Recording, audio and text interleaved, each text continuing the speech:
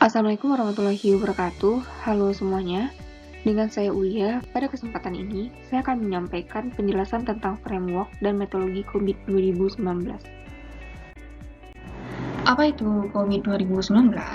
COVID 2019 merupakan framework yang dikeluarkan oleh Asosiasi ISAKA pada tahun 2019 dan merupakan perbaikan dari versi sebelumnya yaitu COVID 5. COVID pada dasarnya merupakan kerangka kerja untuk tata kelola dan manajemen perusahaan yang ditujukan untuk seluruh perusahaan. Teknologi informasi adalah salah satu entitas sumber daya perusahaan yang harus dikelola dengan baik. Nah, COVID mendefinisikan komponen untuk membangun dan mempertahankan sistem tata kelola yang meliputi proses, struktur organisasi, kebijakan dan prosedur, aliran informasi, budaya dan perilaku, keterampilan, dan infrastruktur. Nah, komponen-komponen ini pada COVID-5 disebut sebagai enabler. COVID juga mengelompokkan komponen tata kelola yang relevan ke dalam tujuan tata kelola dan manajemen nantinya. Selain penjelasan tentang komponen, COVID 2019 juga menetapkan tingkat kemampuan atau kematangan atau kapabilitas level tertentu. COVID juga menetapkan faktor desain atau desain faktor yang harus diperhatikan pada saat kita akan mengimplementasikan COVID 2019. Mengapa COVID 2019 diperlukan? Di sini bisa kita lihat bahwa tata kelola IT pada perusahaan harus menyelaraskan antara bisnis dengan IT. Tujuannya adalah untuk menciptakan value. Nah, apa itu value? Value adalah sesuatu yang dipersepsi oleh penerimanya. Dalam hal ini, penerimanya adalah stakeholder perusahaan, misalnya pimpinan, pegawai, customer atau pelanggan, dan sebagainya. Pertanyaannya adalah, value apa sih yang ingin diciptakan? Ada 3 hal yang dijelaskan di sini. Yang pertama adalah realisasi manfaat teknologi informasi. Nah, ini merupakan upaya untuk menciptakan value bagi perusahaan melalui penggunaan atau penerapan IT, termasuk dalam mempertahankan dan meningkatkan value yang berasal dari investasi IT tadi, atau menghapus aset IT yang dianggap tidak menciptakan value yang memadai bagi perusahaan. Nah, prinsip dasar dari value informasi dan teknologi adalah penyampaian layanan dan solusi yang sesuai dengan tujuan perusahaan serta tepat waktu sehingga bisa menghasilkan manfaat baik secara finansial maupun non-finansial.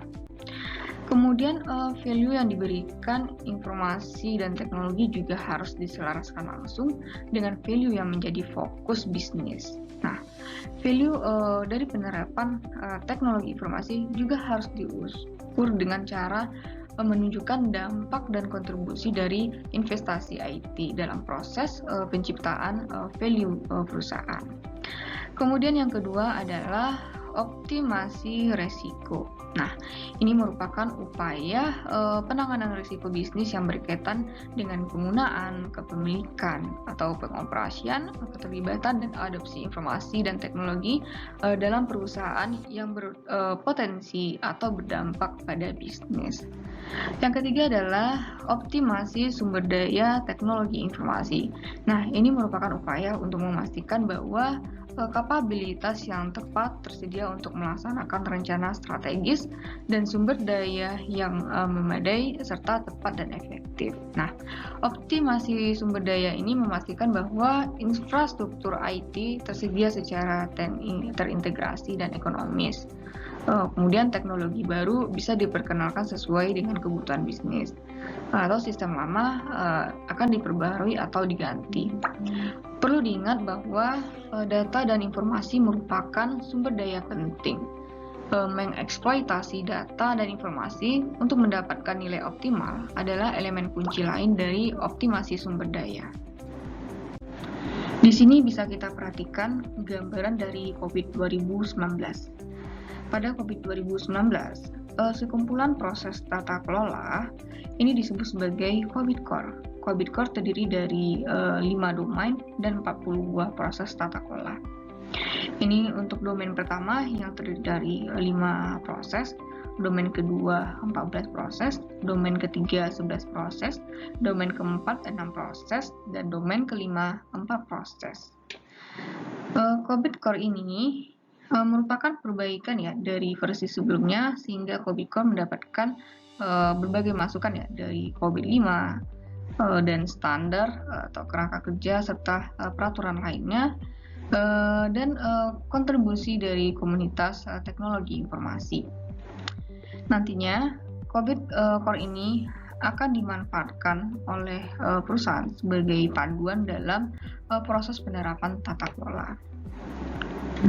Untuk menerapkan COBIT Core ini, kita harus membuat perancangan terlebih dahulu dengan memperhatikan faktor-faktor yang ada. Nah, di sini ada 6 faktor ya yang disarankan oleh COBIT 2019 untuk diikuti. Yang pertama adalah strategi perusahaan. Yang kedua adalah enterprise goal. Dan yang ketiga adalah enterprise size. Nah, di sini menyatakan ukuran dari perusahaan. Misalnya berapa banyak jumlah pegawai atau berapa omset perusahaan dan sebagainya. Yang keempat adalah role of IT. Nah, ini mengidentifikasi tentang peran teknologi informasi bagi perusahaan. Yang kelima adalah sourcing model for IT. Nah, di sini bagaimana perusahaan mendapatkan atau memperoleh sumber daya teknologi informasi. Dan yang keenam, compliance or requirements. Nah, ini menyatakan hukum aturan pemerintah atau aturan perusahaan apa saja yang harus dipatuhi.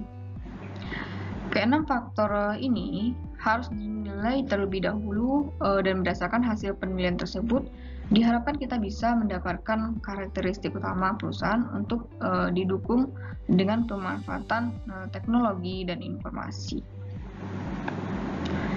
Karena kita tidak mungkin ya menerapkan seluruh proses dari tata kelola, maka COBIT 2019 menyarankan agar kita fokus pada area tertentu. Nah, di sini ada fokus area ya dari COBIT 2019. Misalnya karena perusahaan kita merupakan perusahaan kecil dan menengah atau small and medium enterprise, tentunya kita membutuhkan ya dukungan teknologi informasi yang berbeda dengan perusahaan besar. Atau kita hanya fokus pada masalah security, atau kita fokus pada masalah risiko teknologi informasi, atau kita fokusnya kepada masalah proses pengembangan perangkat lunak dengan pendekatan DevOps dan sebagainya. Jadi desain faktor dan fokus area inilah yang kemudian kita implementasikan dalam perusahaan. COBIT 2019 dikembangkan berdasarkan 2 prinsip utama ya. Yang pertama yaitu prinsip-prinsip yang berhubungan dengan persyaratan utama sistem tata kelola untuk informasi dan teknologi perusahaan. Yang kedua, prinsip tentang kerangka kerja tata kelola yang dapat digunakan untuk membangun sistem tata kelola untuk perusahaan.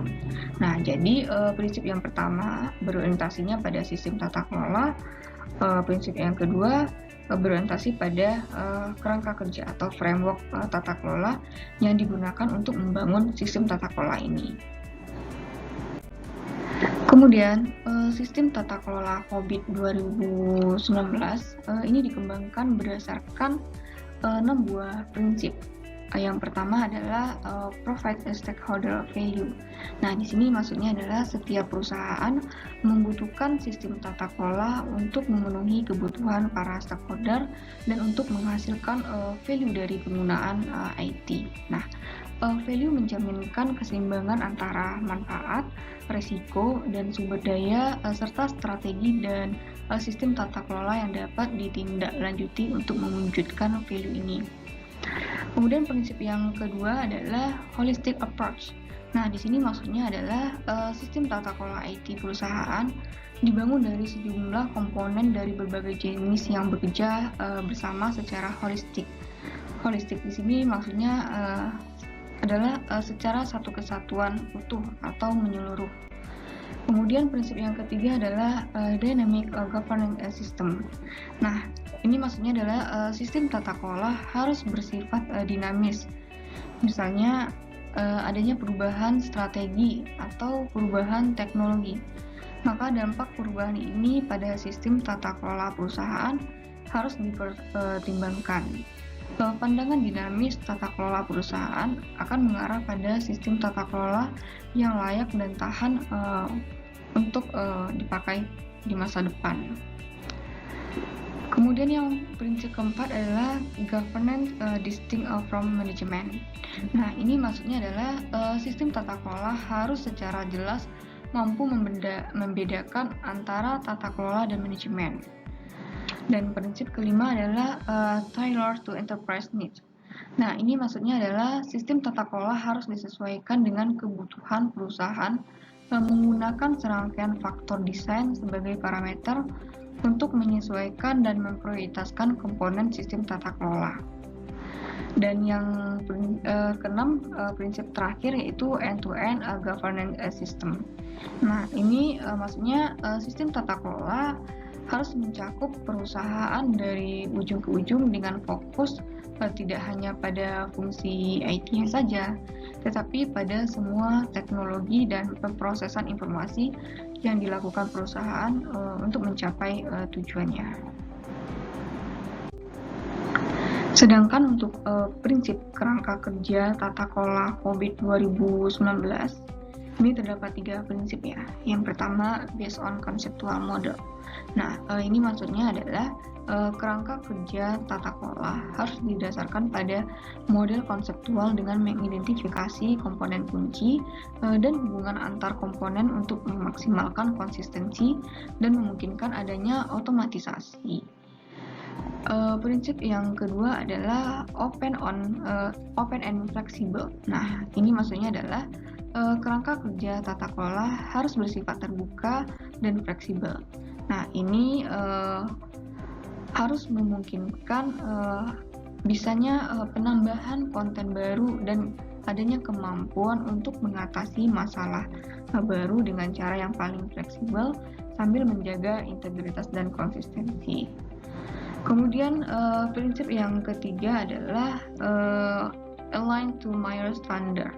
Nah, di sini maksudnya kerangka kerja tata kelola harus selaras dengan standar, framework, dan peraturan lainnya yang terkait ya, yang relevan. Sama halnya seperti COVID versi 5, ruang lingkup COVID 2019 ini akan dikelompokkan menjadi 2 kelompok utama, yaitu kelompok tata kelola dan kelompok manajemen. Kelompok tata kelola akan memastikan bahwa kebutuhan, kondisi, dan opsi kepentingan atau stakeholder akan dievaluasi atau evaluatif untuk menentukan tujuan perusahaan yang seimbang dan disepakati. Yang kedua adalah arahan atau direction ditetapkan melalui penentuan prioritas dan pengambilan keputusan. Yang ketiga, kinerja atau performance dan kepatuhan compliance dimonitor terhadap arah dan tujuan yang disepakati. Jadi maksudnya di sini adalah bahwa fungsi utama dari direktur dalam menjalankan tata kelola adalah melakukan evaluasi atas usulan dari divisi teknologi informasi, dan berdasarkan evaluasi tersebut kemudian direktur akan memberikan arahan, dan arahan tersebut akan dijelaskan oleh divisi teknologi informasi yang mana kinerja dan kepatuhannya akan dimonitor. Kemudian kelompok yang kedua yaitu kelompok manajemen yang meliputi aktivitas merencanakan, membangun, menjalankan, dan memantau kegiatan yang sejalan dengan arahan yang telah ditetapkan oleh Badan Tata Kelola untuk mencapai tujuan perusahaan. Secara sederhana, domain dalam COVID 2019 ini bisa kita lihat pada gambar ini dapat dibedakan atas 2 hal. Yang pertama, domain yang berorientasi pada proses-proses yang harus dijalankan oleh Dewan Direksi. Kemudian yang kedua adalah domain yang harus dijalankan oleh divisi teknologi informasi. Pada domain yang harus dijalankan oleh Dewan Direksi, hanya terdapat satu domain yang merupakan orientasi dari evaluate, kemudian direct, dan monitor, biasa disebut sebagai domain EDM. Sedangkan domain yang berhubungan dengan proses manajemen IT ini terdiri dari domain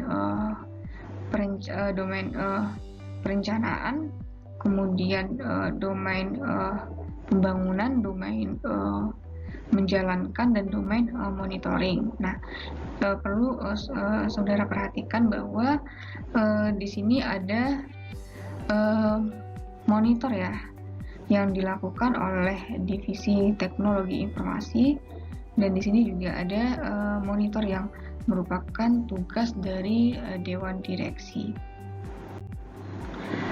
Secara ringkas, tujuan dari tata kelola dan tujuan manajemen dapat dilihat pada gambar berikut ini. Yang pertama, tujuan tata kelola yaitu melakukan evaluasi atas pilihan-pilihan strategi yang diusulkan oleh divisi teknologi informasi, kemudian memberikan arahan atas usulan atau pilihan tersebut, dan selanjutnya akan melakukan monitoring strategi pencapaiannya. Sementara itu, untuk tujuan dari manajemen ini dibedakan atas 4 hal yang berorientasi pada perencanaan dan pengorganisasian. Yang kedua, berorientasi pada pengadaan, pembangunan dan implementasi IT, dan yang ketiga berorientasi pada pemberian layanan dan dukungan, dan yang keempat berorientasi pada monitoring, evaluasi, dan penilaian proses-proses IT. Pembagian domain dan pengelompokan proses untuk setiap domain bisa kita perhatikan ya pada tabel ini. Yang pertama, yang bertujuan pada tata kelola ini terdiri dari satu domain, yaitu domain evaluate, direct, and monitor atau EDM, yang dibagi menjadi 5 proses. Kemudian domain yang bertujuan pada manajemen ini dibagi menjadi 4 domain, yaitu domain pertama Align, Plan, and Organize atau APO, yang terdiri dari 14 proses. Sementara itu untuk domain yang kedua yaitu Build, Acquire, and Implement BAI. Nah, ini terdiri dari 11 proses. Kemudian domain yang ketiga yaitu Deliver, Service, and Support. Ini terdiri dari 6 proses. Dan domain yang keempat yaitu Monitor, Evaluate, and Assess. Ini terdiri dari 4 proses. Diagram yang digunakan untuk menggambarkan COVID-19 yaitu modelnya dapat kita perhatikan ya pada diagram ini. Secara umum, diagram ini juga sama dengan diagram yang terdapat dalam COVID-5. Perbedaannya hanya terdapat penambahan proses tertentu. Kesemua prosesnya ini, kita hanya perlu memahami pengelompokan proses-proses tersebut dalam domain tertentu. Sekali lagi, domain yang berorientasi pada tata kelola ada satu domain ya, yaitu domain EDM yang terdiri dari 5 proses. Kemudian untuk domain yang berorientasi pada manajemen, di sini ada terdiri dari 4 domain ya. Yang pertama itu domain APO ya, yang terdiri dari 14 proses. Domain yang kedua itu domain BAI yang terdiri dari 11 proses, dan domain yang ketiga adalah DSS yang terdiri dari 6 proses. Kemudian domain yang keempat adalah domain MEA yang terdiri dari 4 proses. Nah, jadi intinya kita perlu memahami ya secara baik ya keseluruhan dari domain ini, kemudian kita pelajari salah satu proses yang ada. Sekarang kita masuk ya dari pada inti pemahaman COVID-19. Nah, diagram ini memperlihatkan bahwa bagaimana tujuan tata kelola dan tujuan manajemen dibuat. Nah, yang pertama, kebutuhan pemangku kepentingan harus ditransformasikan menjadi strategi perusahaan yang dapat ditindaklanjuti untuk mendukung tujuan perusahaan. Nah, di mana enterprise goals merupakan salah satu faktor desain utama untuk sistem tata kelola. Nah, hal ini akan mendukung penentuan prioritas tujuan manajemen berdasarkan tujuan perusahaan. Berbagai sasaran perusahaan yang ada kemudian dikonsolidasikan, dikurangi, ditambahi, diperbaharui, dan diperjelas untuk dijadikan sebagai tujuan perusahaan. Kemudian dilakukan penyelarasan antara tujuan perusahaan ini dengan tujuan teknologi informasi. Elemen goals merupakan istilah yang diperbaharui yang bertujuan untuk menghindari kesalahpahaman yang seringkali terjadi bahwa tujuan-tujuan ini hanya murni sebagai tujuan Departemen Teknologi Informasi saja. Oleh karenanya, berbeda dengan COVID-5, kalau pada COVID-5 antara enterprise goals dan IT goals ini belum terpisah. Nah, sementara itu pada COVID 2019 dilakukan perbaikan, yaitu bahwa IT goals harus diselaraskan terlebih dahulu dengan enterprise goals yang ada. Jadi intinya tujuan dari divisi teknologi informasi itu tidak boleh berbeda dengan tujuan perusahaan secara utuh. COVID 2019 memanfaatkan model balance scorecard dalam menetapkan tujuan perusahaan. Nah, model balance scorecard ini menyatakan bahwa tujuan perusahaan seharusnya memperhatikan keseimbangan antara 4 hal ini. Nah, pada sisi pertama, yaitu sisi finansial, yang merupakan konsep utama investor dan pemegang saham. Kemudian sisi customer merupakan sisi yang menjelaskan pihak yang akan menerima atau membeli produk atau layanan perusahaan. Kemudian sisi internal menyatakan proses bisnis yang terjadi dalam perusahaan. Dan sisi keempat yaitu sisi sumber daya manusia yang sering diistilahkan sebagai learning and growth. Nah, di sini ada 13 tujuan perusahaan ya yang tersebar pada 4 sisi BSC tadi. Nah, misalnya tujuan pertama adalah portofolio dari produk dan layanan yang bersifat kompetitif. Yang kedua, misalnya tujuannya adalah bagaimana mengelola risiko bisnis dan sebagainya. Cara menggunakan tabel ini, pertama, pada saat kita berhubungan dengan perusahaan, kita melakukan interview atau wawancara dengan direksi atau direktur perusahaan. Kemudian ketika kita melakukan interview, kita tanyakan kepada direksi atau direktur perusahaan tersebut, tujuan perusahaan itu apa? Nah, misalnya tujuan perusahaan adalah memberikan layanan yang baik pada customer, maka kita menggunakan EG 05. Nah, jadi inilah yang kita pilih. Kemudian tujuan lainnya misalnya mengembangkan program transformasi digital. Nah, maka kita memilih EG 12. Nah, pilihan-pilihan dari enterprise goal ini, tujuan perusahaan ini akan menentukan proses elemen goals. Nah, jadi kita akan memilih 1 atau 2 atau 3 enterprise goals ya untuk proses selanjutnya. Elemen goals atau tujuan keselarasan menekankan pentingnya keselarasan antara tujuan IT dengan tujuan bisnis. Nah, elemen goal ini bertujuan untuk menghindari kesalahpahaman bahwa tujuan-tujuan ini tidak hanya menunjukkan tujuan internal dari Departemen IT dalam satu perusahaan, tetapi sudah diselaraskan dengan tujuan perusahaan. Elemen goals ini juga memanfaatkan model balance score ya, seperti tujuan perusahaan tadi ya. Setiap proses tata kelola pada COVID 2019 akan dikemukakan pada 7 buah komponen proses. Secara sederhana, dapat dikatakan bahwa pelaksanaan sebuah proses tata kelola akan dipengaruhi oleh 7 buah variabel yang harus kita ikuti.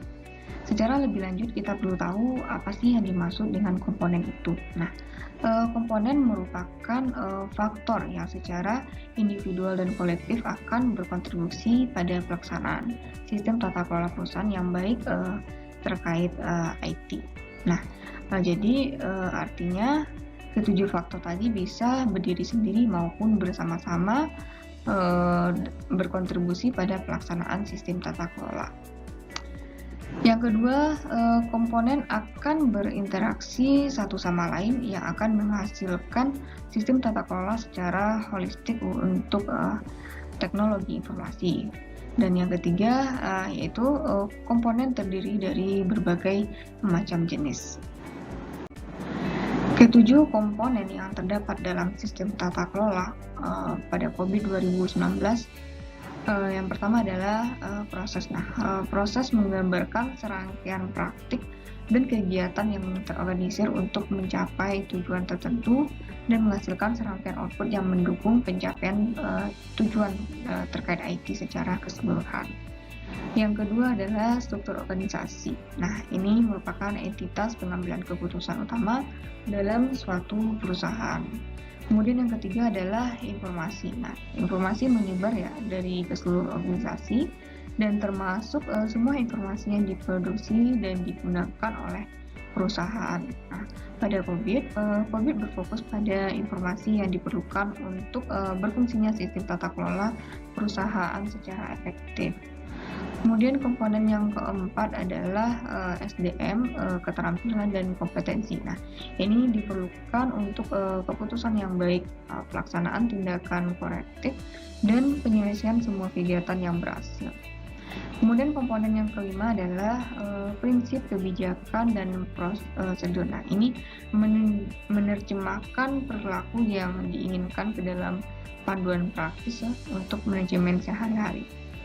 Kemudian komponen yang keenam yaitu budaya, etika, dan perilaku. Nah, ini biasanya dianggap remeh ya, atau dianggap tidak penting ya, sebagai faktor dalam keberhasilan kegiatan tata kelola dan manajemen.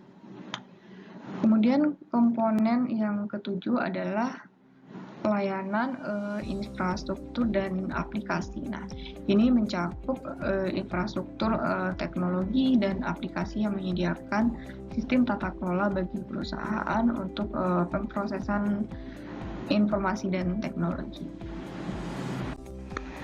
Pada komponen proses, kita ketahui bahwa adanya ketentuan mengenai kapabilitas level sebuah kegiatan. Jika semua proses tata kelola dimulai, maka kita akan mendapatkan nilai rata-rata dan akan mengetahui tentang seberapa baik proses teknologi informasi di sebuah perusahaan dilaksanakan.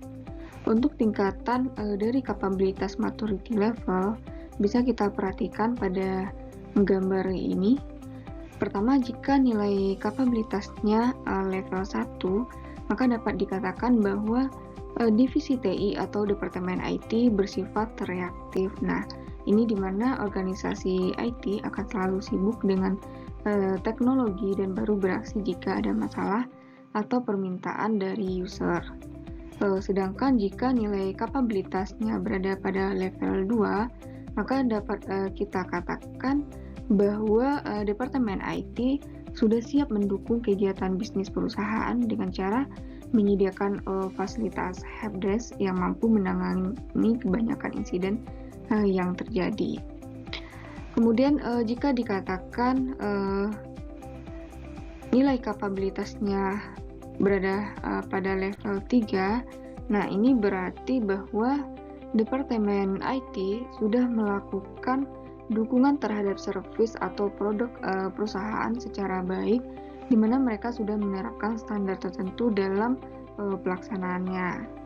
Kemudian untuk nilai kapabilitas level 4, ini berarti bahwa Departemen IT sudah mampu menerjemahkan permintaan stakeholder secara baik, meskipun masih bersifat reaktif terhadap bisnis.